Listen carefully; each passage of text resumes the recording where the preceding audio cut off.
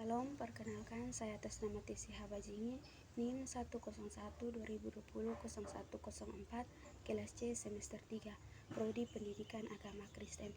Di sini saya akan menjelaskan tentang kebudayaan. Yang pertama, isi kebudayaan. Kebudayaan merupakan suatu kesenian.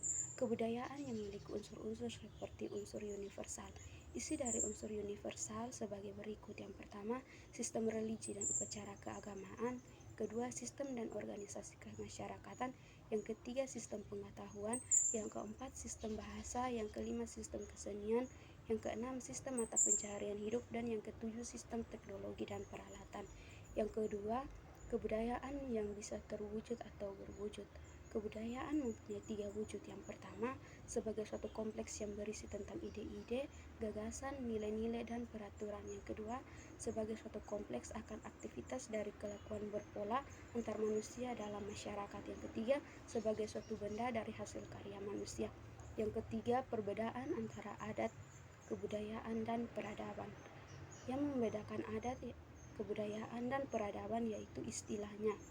Istilah kebudayaan adalah suatu ide atau gagasan dalam mengekspresikan karya dari manusia. Sedangkan istilah peradaban biasanya digunakan pada unsur atau kebudayaan yang halus dan indah. Secara khusus, adat dibagi menjadi 4 tingkat, yaitu yang pertama, lapisan paling abstrak dan luas ruang lingkupnya. Yang kedua, lebih konkret, yaitu sistem norma. Yang ketiga, yang lebih konkret lagi, yaitu sistem hukum, baik hukum adat maupun hukum tertulis. Yang keempat, aturan-aturan yang khusus yang mengatur aktivitas-aktivitas yang sangat jelas dan terbatas ruang lingkupnya dalam kehidupan masyarakat. Yang keempat, pranata kebudayaan. Pranata yaitu tentang mengatur pola kelakuan manusia dalam kebudayaan. Ada 8 kelompok pranata, yaitu pranata yang bertujuan memenuhi kebutuhan kehidupan kekerabatan. Yang kedua, pranata yang bertujuan memenuhi kebutuhan manusia untuk pencaharian hidup.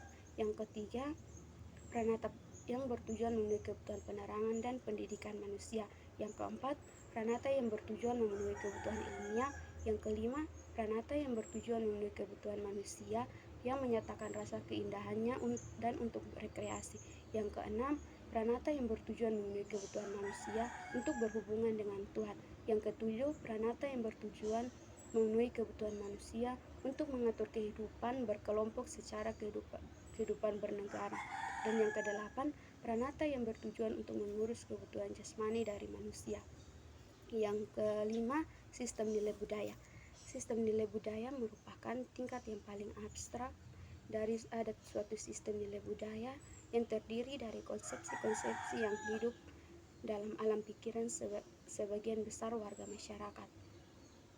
Berikut ini terdapat 3 sistem nilai budaya yang dapat dilihat dari sistem tata kelakuan manusia, yaitu sikap mental dan mentalitas. Menurut kerangka Klukon, semua sistem nilai budaya alam budaya mengenai 5 masalah. Yang pertama, mengenai hakikat dari hidup manusia. Yang kedua, mengenai hakikat dari karya manusia.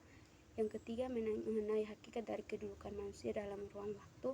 Yang keempat, mengenai hakikat dari hubungan manusia dengan alam sekitarnya. Dan yang kelima, mengenai hakikat dari manusia dengan sesama. Yang terakhir, kesimpulan. Kebudayaan merupakan salah satu warisan dari nenek moyang dan sampai sekarang masih dilestarikan oleh masyarakat. Budaya juga merupakan suatu cara hidup yang berkembang dan dimiliki bersama oleh sekelompok orang dan diwariskan dari generasi ke generasi. Budaya juga terbentuk dari banyak unsur termasuk sistem agama, politik, adat istiadat, bahasa, pakaian, bangunan, dan karya seni. Mungkin ini saja penjelasan singkat dari saya. Shalom, Tuhan Yesus memberkati.